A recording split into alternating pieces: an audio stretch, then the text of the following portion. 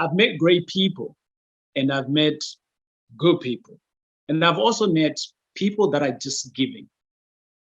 In today's session, we're going to meet someone else who's, I call him a grandfather in terms of property, but he's not that old. I'm just saying grandfather in terms of knowledge.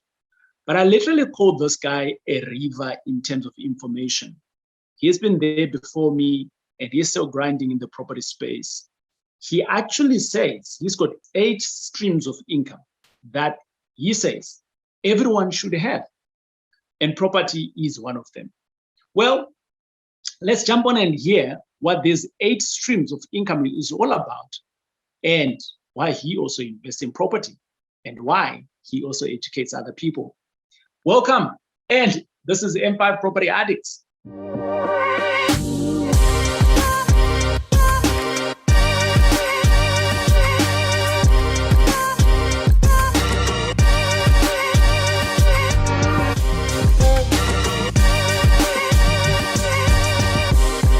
Boom, boom, how's it going, how's it going? Welcome to M5 Successful Friends. Like any other day, we bring you a successful friend. And today, like any other day, I bring you a successful friend. And today, I've got someone who's special. He doesn't know that he's special in my space, but, well, now he knows. And this is Riaan Naude. Riaan, welcome to M5 Successful Friends. And I just wanted to say to you, I think I don't know whether I've said this in the past or not, but I'm going to say it anyway. When I started off my journey, I think you were one of 5 people that were very authentic, that were very open, and that were sharing information to a point where I was like, how does this guy do it? And besides doing it, like he's just freely sharing it, because I remember at that point, I was employed at the bank. And in the banking system, or should I say when you're employed, what you know is very important, because that can either get you a promotion or not. But there you were sharing all of this freely. And Riaan, I'd like to say to you, thank you for that, and welcome to M5 Successful Friends. Thanks, TJ. Thanks for having me. It's an honor and a privilege to be here with you today. Like I did say, I mean, you were one of the grandfathers in terms of my journey in property. I call you one of the grandfathers because I found you in property teaching people. I found you in property preaching about property, and you haven't stopped, and you're still at it.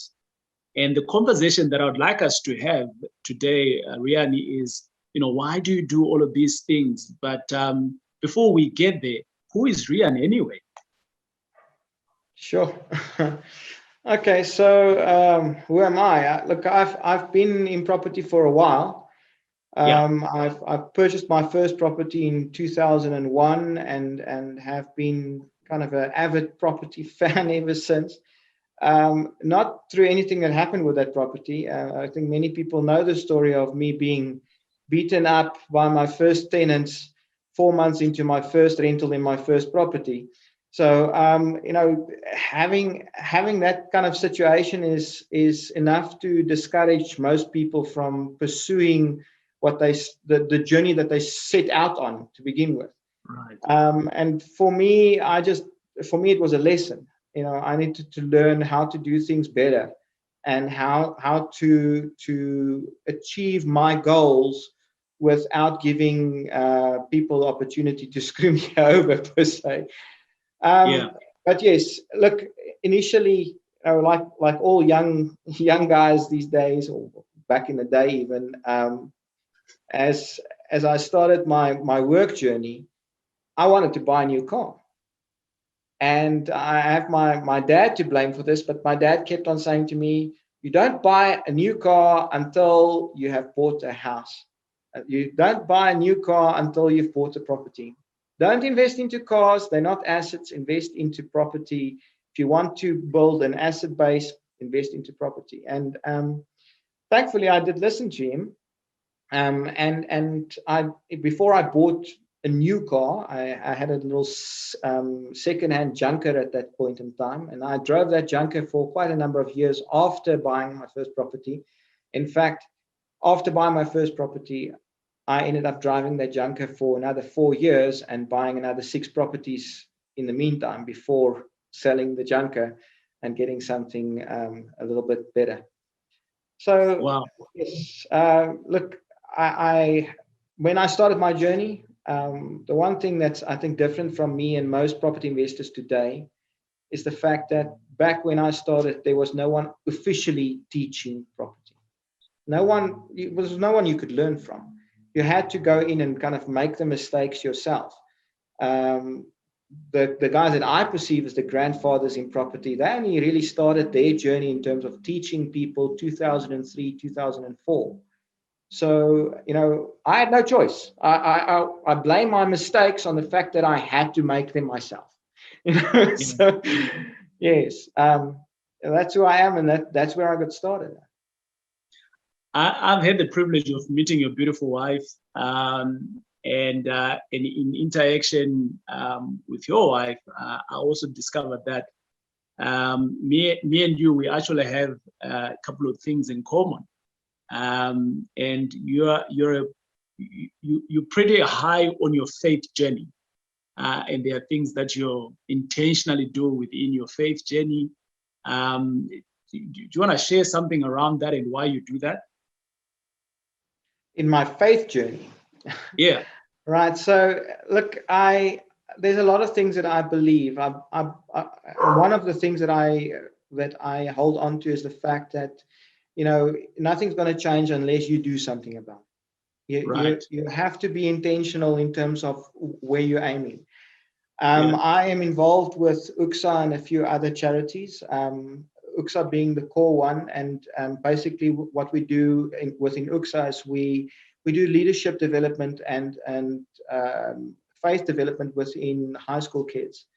And this kind of leads us to invest into their lives quite a bit at youth camps and so on. And someone once asked me, why do I do it there? And it's very much the same as with property to a degree, because what has happened there is they asked me, why do you go and invest so much of your time in other people's children and developing them? And I said, well, if I don't do it for these kids, then who's going to do it for mine? I need to get someone in that generational gap that one day when my daughter is in high school and has a struggle of conscience or whatever the case may be, that they can go and test ideas and concepts with someone that they can trust, someone that will give them appropriate advice and in that circumstance. And if I don't do that for these kids now, when they grow up, they won't be in a position to do that for mine. So, and it's a very long kind of pay it forward type of scenario, but it's very much core to my belief system. Awesome. I think that's a thankless job. I mean, you've taken it on your own and you're doing it. You're doing a great job. So thank you for that. And I think it comes back to something else that I believe in, Riaan, in terms of us just living in our society where we are living right now. You can gain a lot of knowledge, but that knowledge needs to be passed on. It's not for you alone. Because if it was for you alone, then you would have never able to get it because someone else would have held on to it. But there are many times in our societies, once we get onto something, we hold on to it and we don't pass it on. And you passing it on for free. And if anyone who's close to you or see you in action, they can commend you and celebrate the fact that you're a person, you're like a river, man. That's what you are. You get stuff, you pass it on. You get stuff, you pass it on. And in two areas where I can see it is in property, number one, and obviously with the kids that you're doing. And both of them have a huge future impact. So We can literally call you today Riaan the Futurist. I like that name. But TJ, look, the same goes for property as it did in faith. Eh? Yeah. And the reason why it does is, look, we live in South Africa, and just looking around us, we can see the amount of poverty that exists out there. We can see the amount of turmoil that just exists. The reality is that if we can change one person's life who starts a new business, who is able to employ more people, we're able to build a country that's better tomorrow than it was today. And for me personally, I believe property is one of the core pillars of doing that, and property investment specifically, because anyone can do it. No one is excluded from it. You don't need to have huge amounts of money in order to invest into property. And there's lots of other investments out there, crypto, gold, silver, commodities, the stock market, what have you. And a lot of those things will outperform property when you just look at them side by side, right? But what makes property different? Property is one of the only asset classes where you have an immense capability to leverage your investment.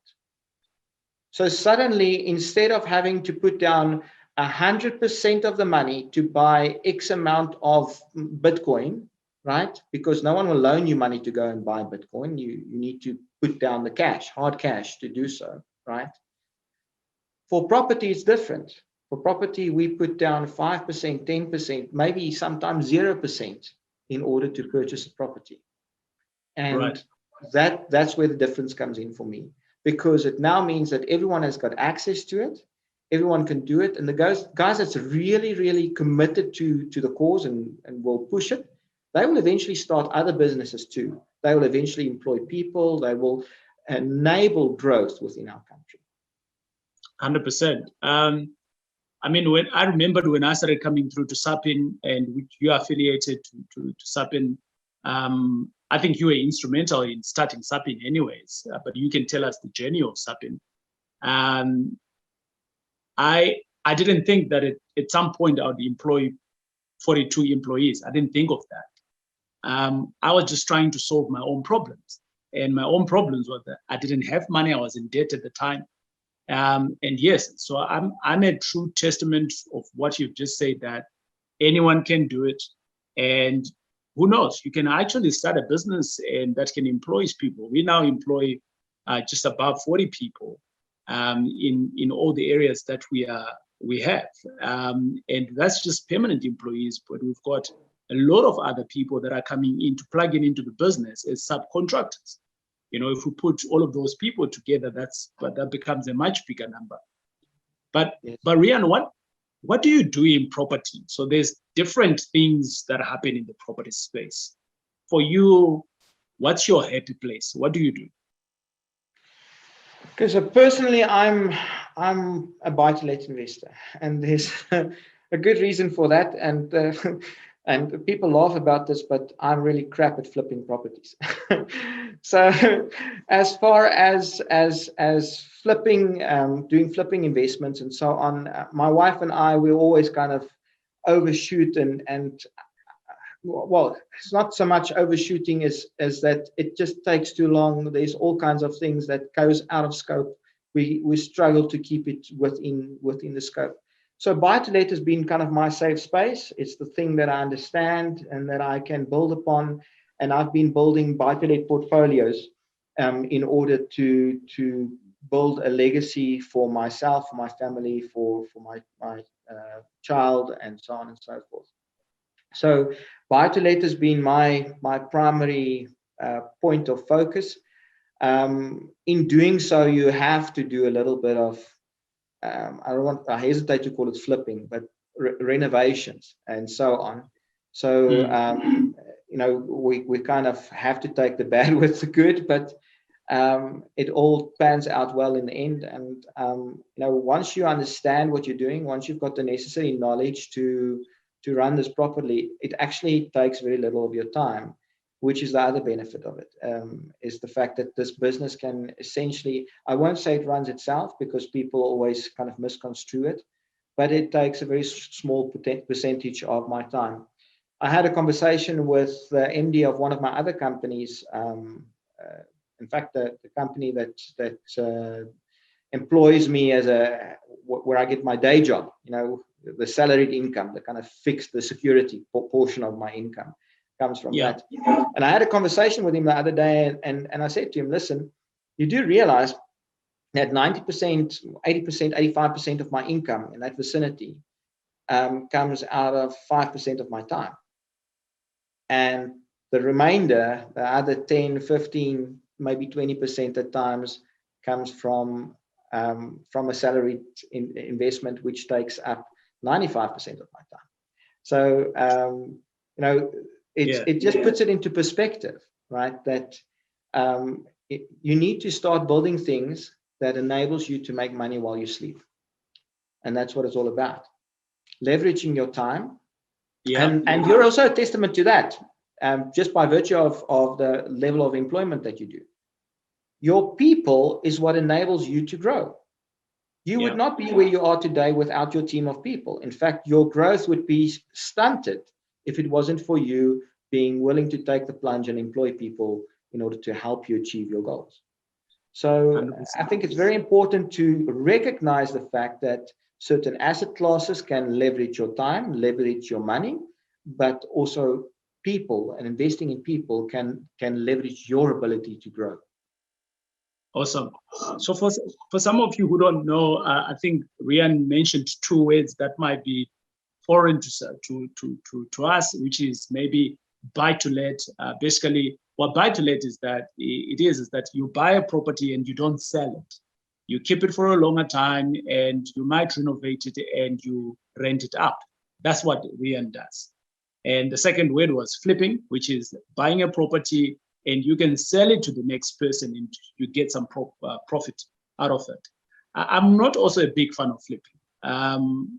And I think my reasons are because when I look at how I grew up with no dad. My biological father kind of like disappeared before I was born. So, when I look at people like you, Riaan, and you saying in 2001, your dad was saying, you should buy.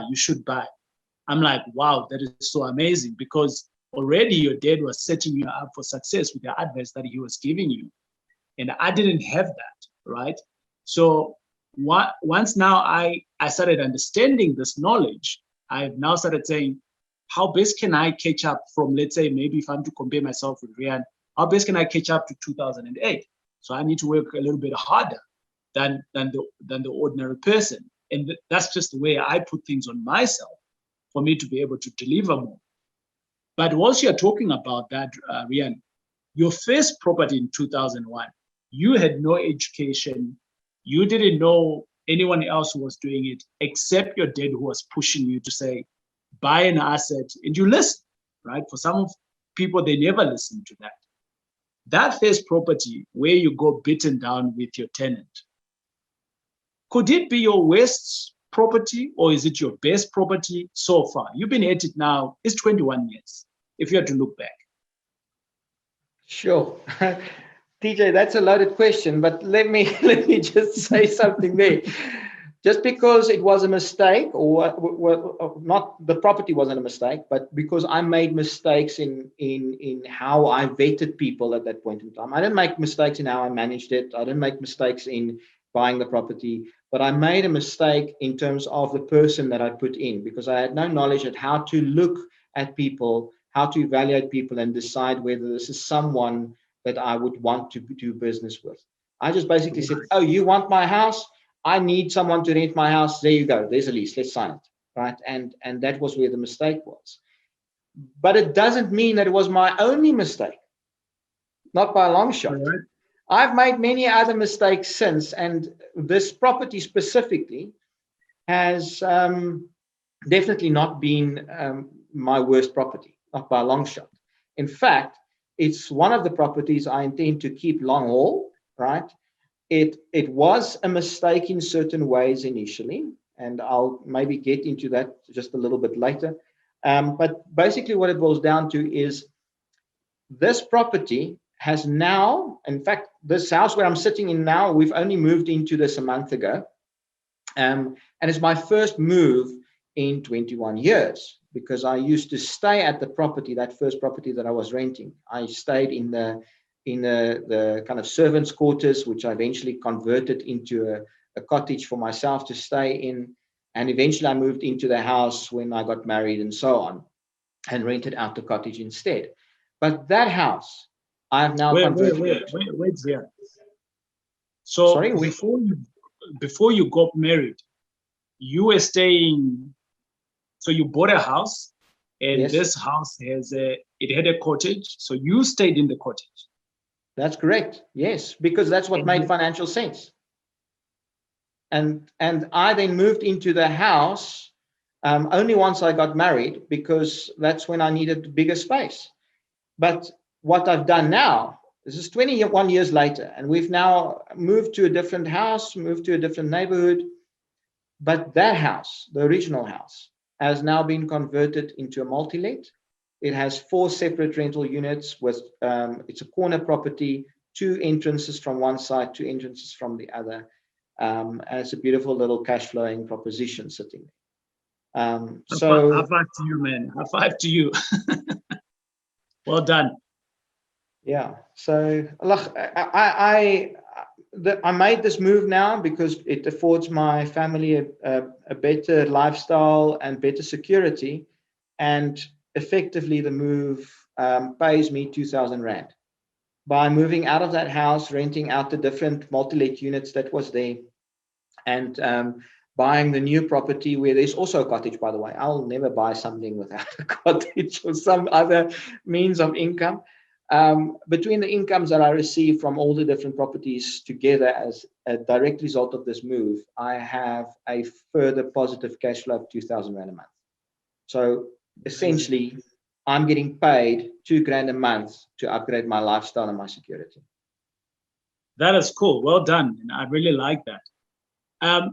Speaking of the fact of this house that you've just converted now and you've moved into a new house, so your focus is buy-to-lets, right? So you're in the residential space, and is there a particular reason why you are in residential for buy-to-lets? Sorry, why I'm in there? Is there a particular reason why you're in the residential space for buy-to-lets? Why are you not doing retail for buy-to-lets, or anything other than residential?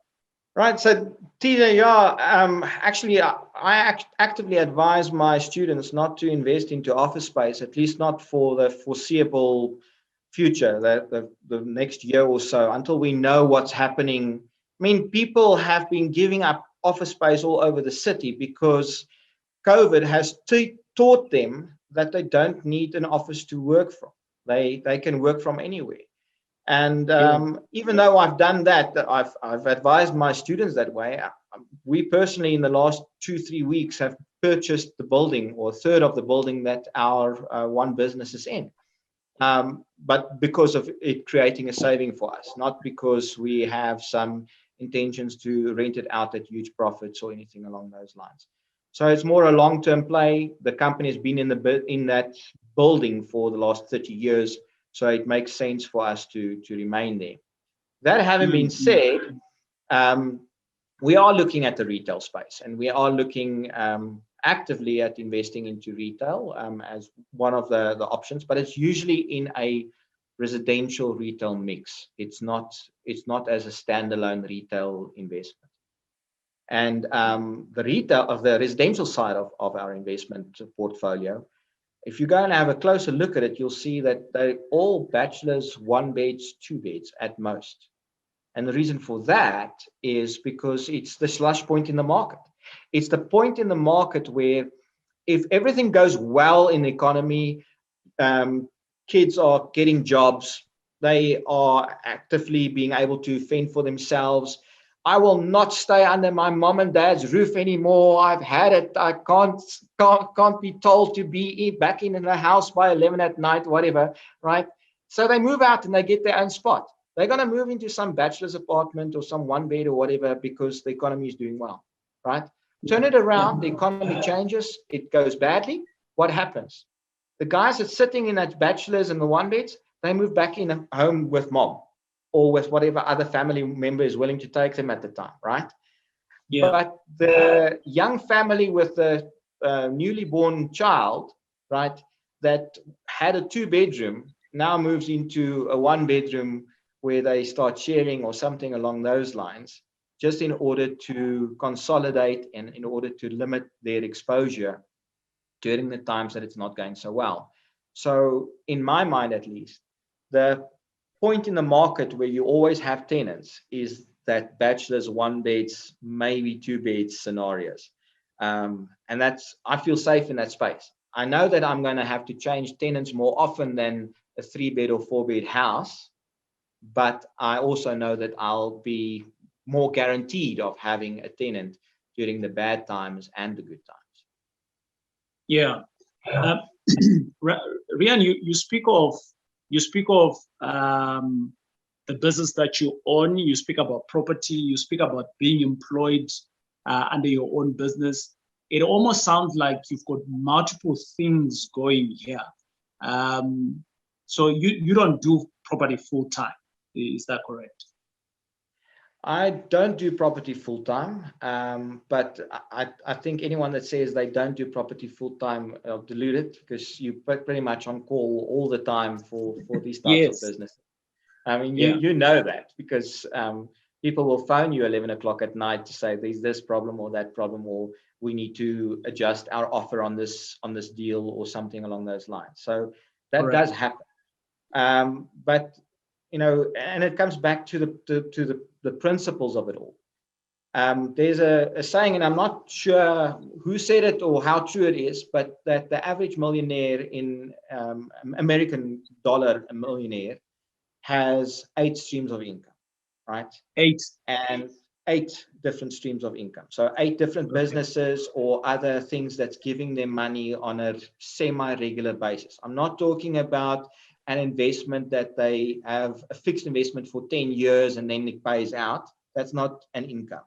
That's an investment. Yeah. So we're talking regular payments coming in every week, every regular month. Payments coming in, but from 8 different sources, which is also the reason why they would be more likely to survive something like COVID, because when one source of income is affected, it doesn't necessarily affect all the others at the same time.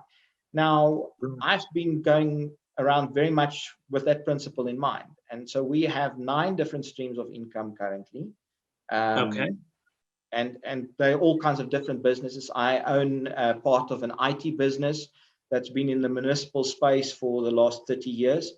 And that's doing very well. It's a well-established, well-renowned company that has a good rep in the market and so on. And then there are a few property investment entities that do different things. I try and separate my risk from kind of compartmentalize it. So I am a shareholder at Sapin. I'm a shareholder at the Property Academy, which is a property training entity. Sapin being, of course, the SA Property Investors Network. And this is where we kind of share our knowledge, and where the community that you're also part of, in terms of finding investors for your deals and deals for your investors and vice versa. So that's what Sapin is all about. So all of these different income streams tend to come together. But the reality is that out of these 9 income streams, 7 of them is property related. And even the ones that's not property related, like the IT company, you know, it's very easy to create a property related link. One of our latest developments is a sub-metering billing engine, which basically enables complexes and estates and so on to actively and accurately bill their utilities for the estate and it's something that existed before, but we've put a new spin on it. So immediately it ties back into my other passion, which is property. Right. Because that was the question that I was going to ask you, Riaan, to say you've got 7 businesses. Are they related in one way or the other? Because I failed to kind of like manage my time effectively when I had a chicken farm and a car rental business. However, I should say now that with my property rental business, I don't struggle hard in terms of time management compared to my investment business. My investment business, all it's doing is collecting the property and the deal is there, and I post it to my guys who are doing property management. But there, I have made it intentionally to hire professionals, people that have gone to school to learn how to manage properties. And they tell me what is the right thing to do and how to do it. And when I have a little bit of side information and I come in, so collectively as a group, we're growing on each deal that comes through. But really, they take the lead.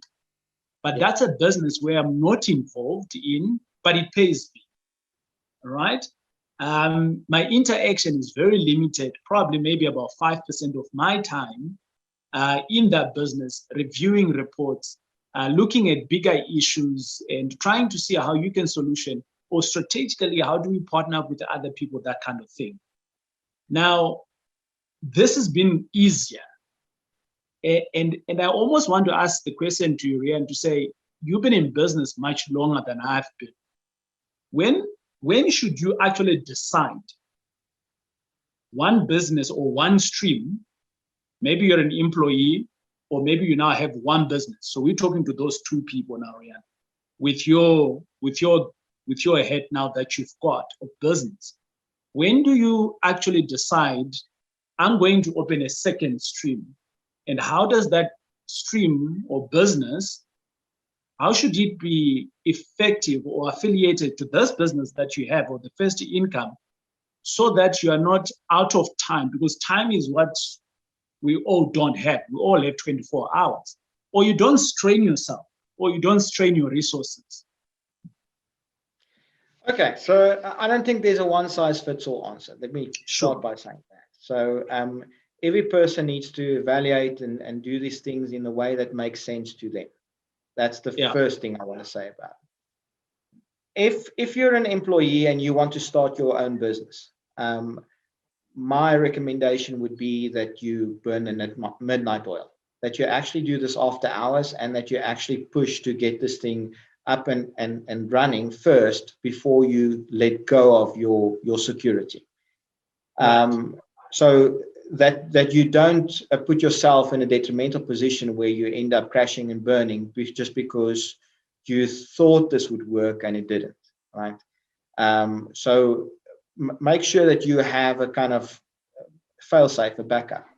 The other thing that you said, TJ, was very apt, and that is the fact that the reason why your various businesses are successful is because you employ the right people.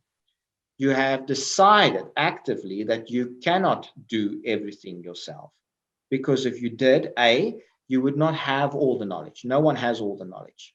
If you think you know everything, you're deluded. Right. So the reality is that once you realize that you don't know everything and that there are people that can do certain things better than you can, you employ those people and you make sure that they are looked after. And when they are looked after, they will look after your business. And that's as simple as it is. So for me, I am involved in the IT business, not because it makes me huge amounts of money at all. I'm involved in the IT business because it's one of my passions and I love doing that job. And that's why I'm willing to spend 95% of my time for 10, 15% of my income there, because it's a passion of mine, right? Property is also a passion of mine, but it does not require me to be fully actively involved all the time. So the property rental business, I'm effectively, together with my wife, running on our own. We don't need a lot of extra people. We have systems and solutions and automation in place in order to help us manage it. So that kind of runs on its own.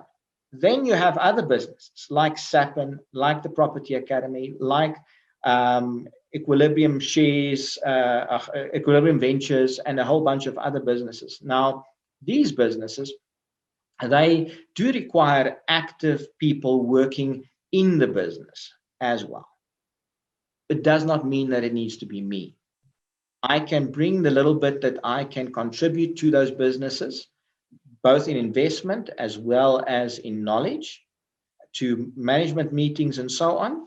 But the people that's working in the business, the people that is getting paid a salary, those people must drive it forward. And that's what it's all about. It's being able to recognize the fact that sometimes most of the time, you need other people in order to leverage your ability to grow. 100%. I really like that. Riaan, maybe we can go into talk about challenges. I know as a business person, as a businessman, you've had to overcome many challenges.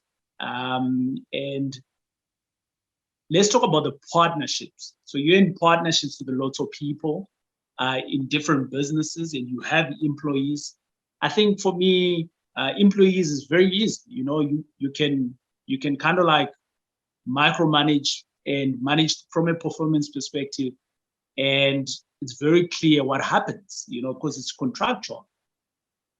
However, when you jump in bed with partners, Riaan, and I'm talking about someone else who does not know how they've never had a partner before. You know, it's up in your shareholder, so you got partners that you work with, and all your other businesses that you're talking about. How do you know this is the right partner for me? You know, do you kind of like meet them? How does your dating go? And in terms of, you know, do you get a gut feel like this is the right person? Or is it black and white for you? I've had my fair share of partners. I think I now have some kind of a rhythm that I work off, but I don't know. You've been in business longer than I've been. TJ, that's a difficult question, because I'm sorry, I'm presenting difficult conversations. No, the reality is that, yeah, absolutely. It's a very, very, very pertinent question, though, because I think at some stage you're going to make a mistake with a partner. There is going to be a time that you misjudge someone's intention or misjudge someone's ability to deliver the goods or whatever. And it's all about what you've kind of agreed up front. It's about the exit clauses and the terms of engagement that you've put on paper before you start. So that's the one place where you should, you know, perhaps try and mutually protect yourselves to say, listen, guys, this is what we want to achieve. This is how it's going to happen. If you don't bring your pound of flesh to this barbecue, we're going to have a problem, right?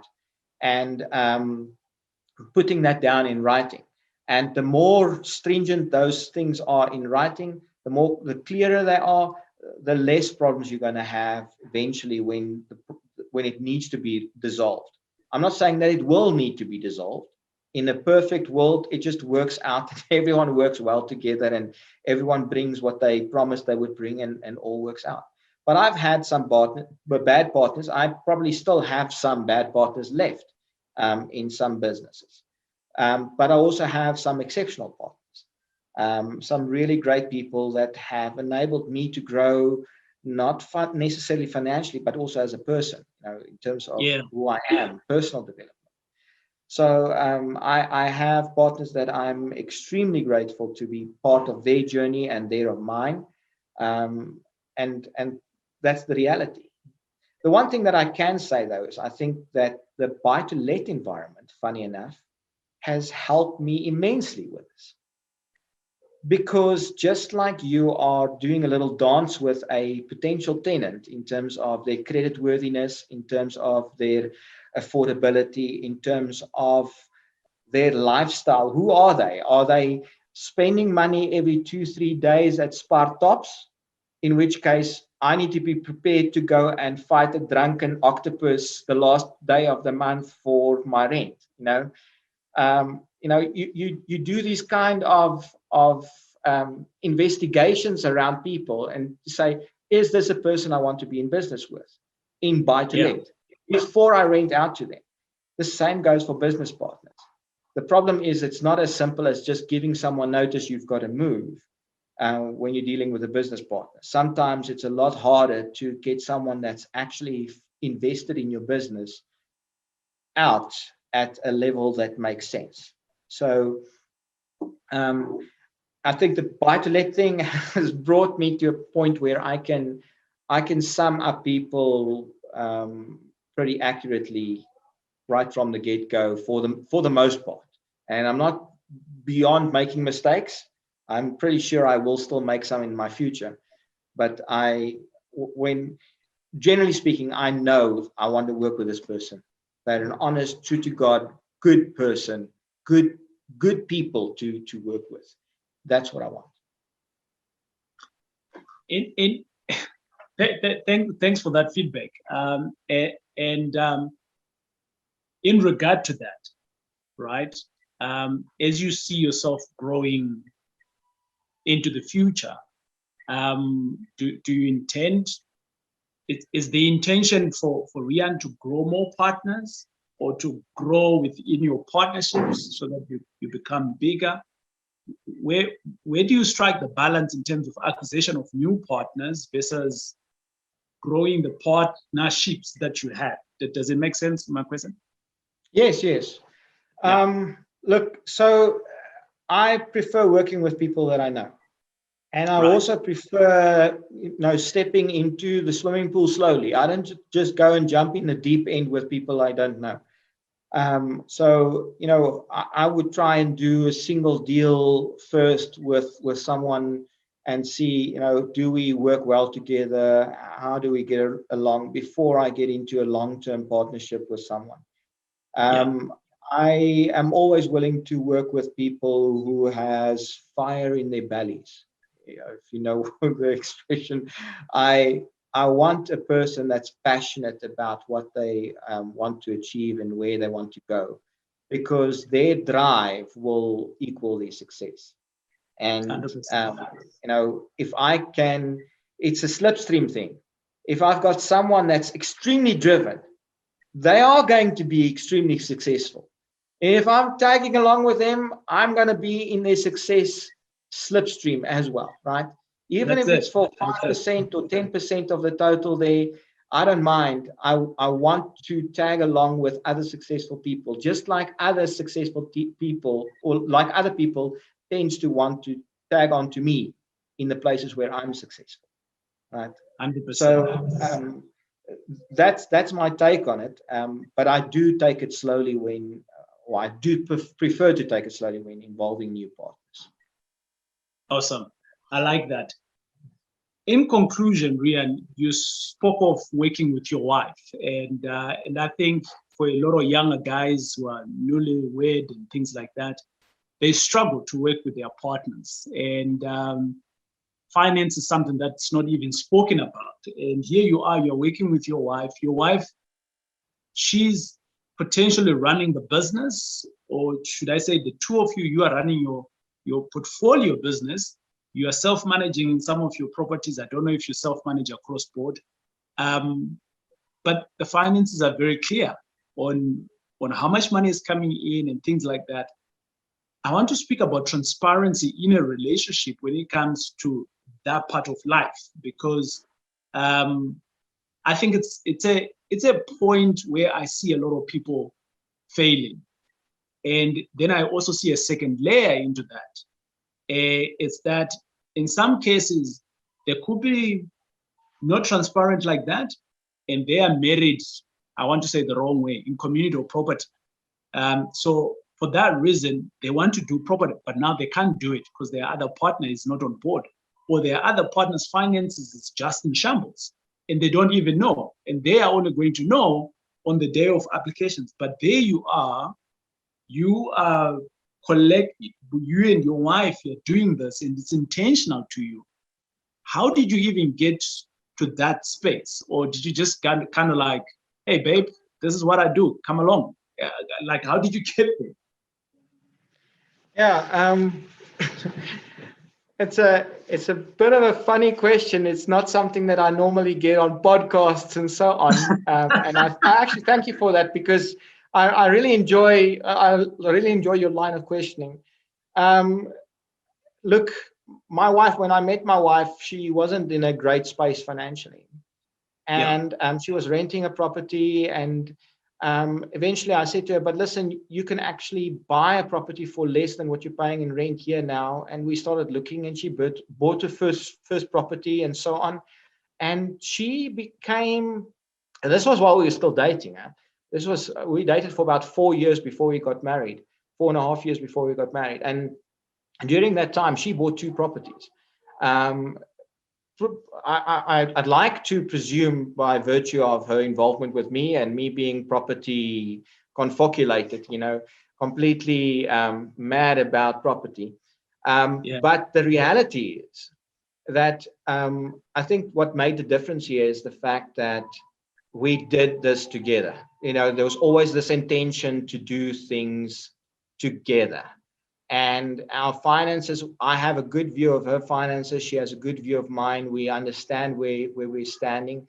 There's certain things that we kind of kept to ourselves, and there's certain things that had to be handled as part of that kind of agreement. But so we're married out of community of, we're married in community of, out of community of property with accrual. So what we've built together, we've built together. sure. But the point is that we're doing it together, and we have a good view of where we both are standing. When we have financial difficulties, we communicate it, so there's never any surprises happening. And that's been key. Also, her property is not her property, my property is not my property, it's our property. And for that reason, we co-manage. If there's an issue, a geyser that's burst, someone needs to be opened up for a plumber or electrician, or if there is a need to go and show tenants the units, we both take on that responsibility. She would take on all the advertisements and the arranging of meetings. I would take on typically conducting those meetings, because it's safer for me as a man on my own at night to go and do meetings than to send her out. That's the So, main reason. But she takes all the pressure off me in terms of booking those meetings, telling me there's these 3 people, they're coming at this time, should be done by that time, that kind of stuff.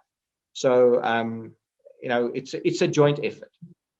And I think that 100%. is to remain a joint effort. The moment that you think you're going at it on your own, or the 2 of you are going to do this separately, that doesn't work. It's always a bit problematic. 100%. Riaan, from when you started off buying properties intentionally, your 2001, it kind of like was an instruction from your dad. And but when you started off being intentional around it, and you now are happy in the space of property and you're hungry around it, I'm sure you had some goals at the time, or you were thinking this can give me X and Y, Z. What are some of the benefits that you have now started seeing with you in the business for the last 20 or odd years that you're seeing coming up now outside money? Sure. I think some of them we've touched on already. The ability Yeah, to judge people, to evaluate people effectively and say, is this a good person or not? right. Is one of them. I think there's one of our goals when we started, and goals always change. One of our goals when we started was to have 30 paid off units, at which time we can retire, and the 30 paid off units would just keep on producing a income for the remainder of our days, and so on. So that kind of also changed over time, because it's not always as simple. Sometimes when you're taking other people along on your journey, it's not about having 30 paid off units in your own name or whatever.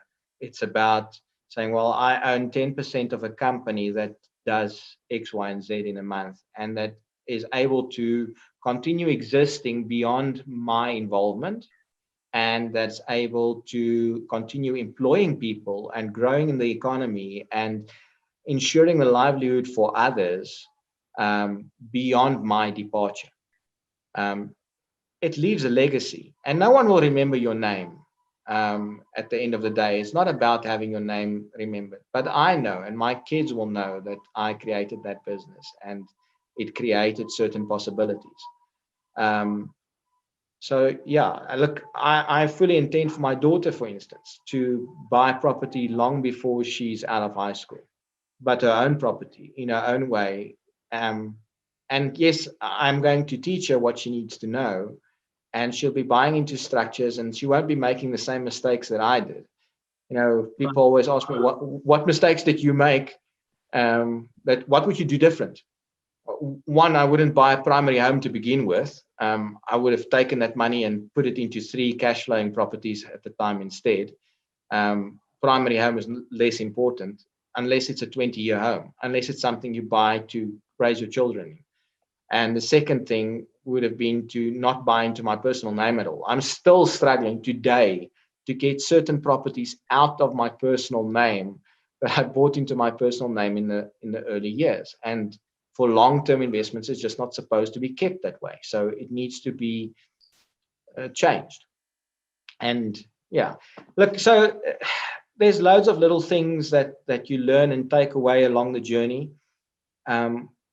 One of my favorite things in the last 20 years has been the creation of that buy-to-let course. Yes, I had lots of fun creating that and more fun presenting it. It's really, for me, it was an incredible journey to do that. And I didn't even realize what I knew until I started writing it down.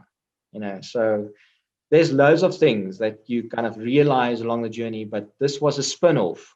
This is a kind of, what do they call it? Serendipitous experience, Right. by luck, by chance thing that just happened, but made you so incredibly happy along the way. So Awesome stuff.